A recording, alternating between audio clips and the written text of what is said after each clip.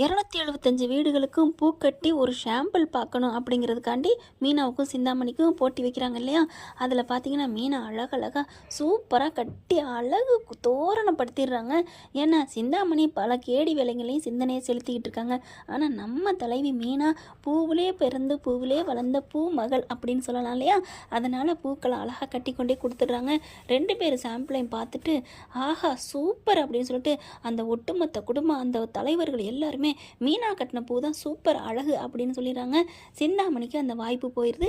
என்னம்மா பூ கட்டியிருக்கீங்க அப்படின்னு சொல்லிட்டு அப்படியே சிந்தாமணி செம்ம காண்டாகிறாங்க. ஏய் இப்போ ஜெயிச்சுட்டே நீ நினைக்காதடி, நீ எப்படி கொடுத்து எப்படி வாழ்றேன்னு பார்க்குறேன்டி, பார்த்துடலாண்டி அப்படின்னு 2 பேர் சவால் விட்டுக்கிட்டு சிந்தாமணி வெளியில் போயிடுறாங்க. அதுக்கப்புறம் மீனா கூப்பிட்டு வச்சு ஆர்டர் கொடுக்குறாங்க.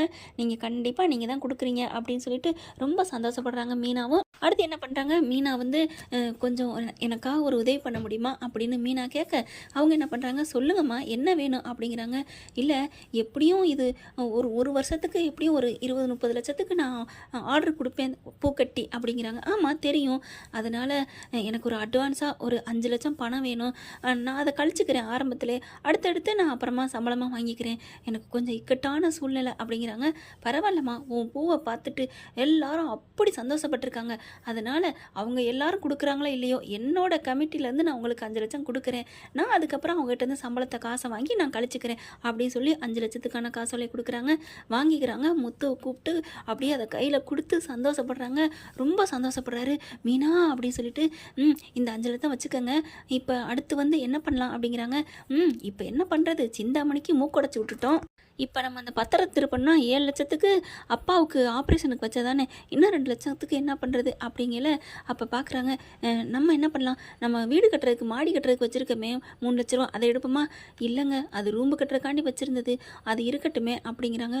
அப்போ என்ன பண்ணுறது, பார்ப்போம் ஏதாவது ஐடியா பண்ணுவோம் அப்படின்னு பேசிக்கிட்டு இருக்கையில அந்த வழியாக சைலண்ட் வச்ச வண்டி போயிட்டுருக்கு. சொயிங் சொயிங் சொயின்னு என்னன்னு பார்க்குறாங்க. பார்த்தா முத்துவை பார்த்தோன்னே அந்த வண்டி நின்றுது.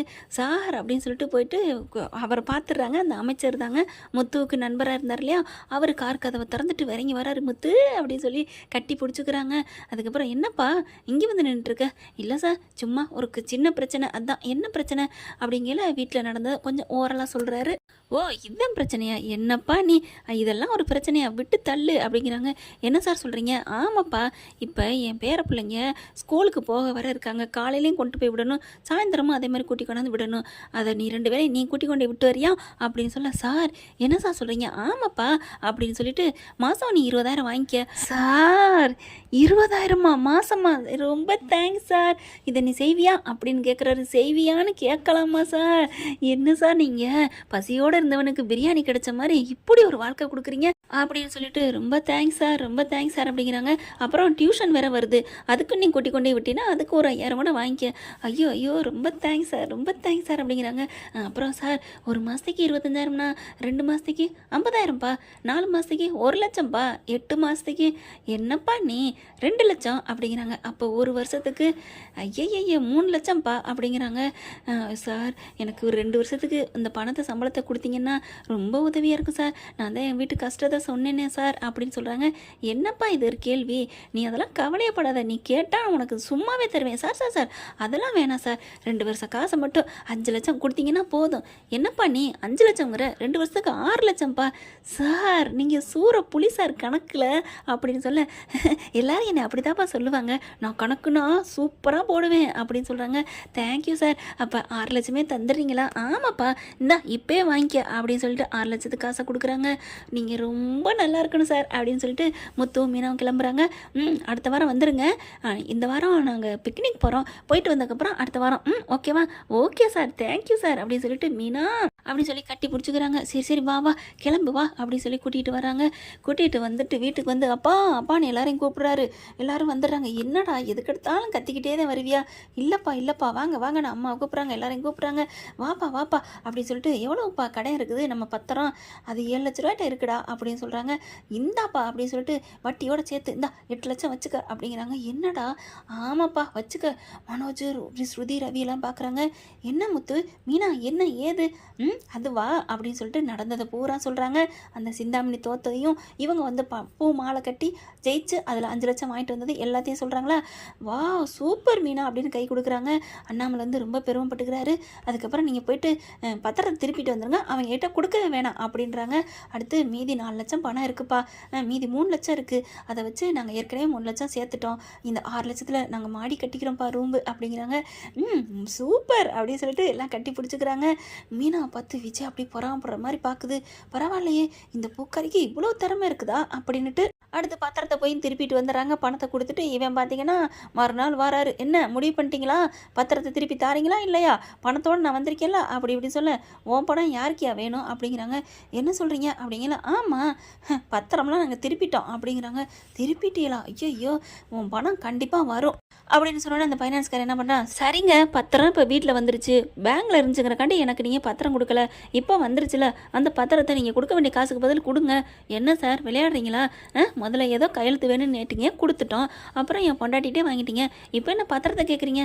ஆமாம் நீங்கள் தான் இருக்குன்னு சொல்கிறீங்களே, இப்போ பத்திரம் இல்லைன்னு வச்சுக்கோங்க என்ன பண்ணுவேன் அப்படின்ட்டு முத்து கேட்குறாங்க. இங்கே பாருங்கள் இது சரியில்லை, உங்களுக்கு என்ன 1 லட்சம் 2 லட்சமாக கொடுத்துருக்கேன், 30 லட்ச ரூபா கொடுத்துருக்கேன், அதில் கொஞ்சோன்னு கொடுத்துட்டா போதுமா, மீதி காசு நான் யாரை நம்பி வாங்குறது? அட பாவீங்களா, எங்கள் அப்பா கையெழுத்து போட்டதெல்லாம் வேணாம், உங்கள் மேலே நம்பிக்கை இருக்குது அப்படிலாம் சொன்னீடா, ஃப்ராடு அப்படிங்கிறாங்க. இங்கே பாருங்கள் சார், உங்கள் சன் பேசுகிறது தப்பு, இது சரியில்லை அப்படிங்கிறாங்க. நீங்கள் பேசுகிறது தான் சரியில்லை, என் பிள்ளை கரெக்டாக தான் பேசுகிறான் அப்படின்னு இங்கே விஜயாவே சொல்கிறாங்க. அம்மாவை சொல்கிறாங்க அப்படின்னு தூக்கி வாரி போடுது முத்துவுக்கு மீனாவுக்கும். ஏன்னா மயன் மருமகன்லாம் சொல்ல ரொம்ப சந்தோஷப்படுறாங்க. ஃபோன் பண்ணதை நினச்சி அவ்வளோ சந்தோஷப்படுறாரு பாவங்க முத்து. அம்மாவுக்கு ஏங்குறவங்களுக்கு தாங்க அதோட அருமை தெரியும்.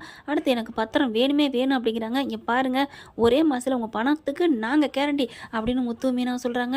அதுக்கப்புறம் பார்க்குறாங்க, அப்போ சைன் போடுங்க, சைன் தானே வாங்கிக்கோங்க அப்படின்னு சைனை போட்டு கொடுக்குறாங்க. அங்கேருந்து கிளம்பிடுறாரு. அப்பாடா வீட்டு பத்திரத்தை காப்பாற்றிட்டோம் அப்படின்னு முத்து மீனாவும், அப்பா இந்த பத்திரமா கொண்டு வைங்கப்பா அப்படின்னு சொல்கிறாங்க. மனோஜ் பார்க்குறாரு. முத்து டே உன்னை நான் எவ்வளோ தப்பாக நினச்சிட்டேன்டா, எனக்காக நீ எவ்வளோ பாடுபடுறது இருக்கட்டும், நீ முதல்ல சம்பாரிச்சு கொஞ்சம் கொஞ்சமாக கடனை அடடா அப்படிங்கிறாங்க. கண்டிப்பாக நான் அடைச்சிருவேன் முத்து அப்படிங்கிறாங்க. விஜயம் வந்துட்டு அப்படியே முத்து ஒரு மாதிரியை பார்க்க, அம்மா இப்போவாது என்ன முத்து மகனேன்னு கூப்பிடுங்கம்மா அப்படிங்கிறாங்க. முத்து அப்படின்னு சொல்லிட்டு அப்படி கட்டிக்கிறாங்க. விஜயா என் வீட்டையும் காப்பாற்றிட்ட, என் பிள்ளைன்னு சொன்னேனே அவனுக்காக நீ கையெழுத்து போட்டெல்லாம் பண்ணியிருக்கியடா, உன்னை நான் தப்பாக புரிஞ்சுட்டேனா இதனாலும் அப்படின்னு கட்டிக்கிறாங்க. ஒரு ஆள் கெட்ட சக்தி வெளியில் போனோன்னே எல்லாம் நல்லதாக நடக்குது. இதெல்லாம் பார்க்குறப்ப அண்ணாமலைக்கு ரொம்ப சந்தோஷம், அவ்வளோ சந்தோஷப்படுறாரு. விஜயா என் வாழ்க்கையில் இன்னைக்கு தாம்மா உனக்கு என் மனசு குளிர்ற மாதிரி நடந்திருக்கு, ரொம்ப தேங்க்ஸ் விஜயா அப்படிங்கிறாங்க. இதில் என்னங்க இருக்குது, நம்ம பிள்ளை நம்ம மேலே எவ்வளோ உயிராக இருக்கான்னு இப்போ தாங்க நான் புரிஞ்சுக்கிட்டேன், நம்ம மன்னிச்சிருங்க அப்படின்னு அண்ணாமலை காலில் விஜயா விழுகிறாங்க.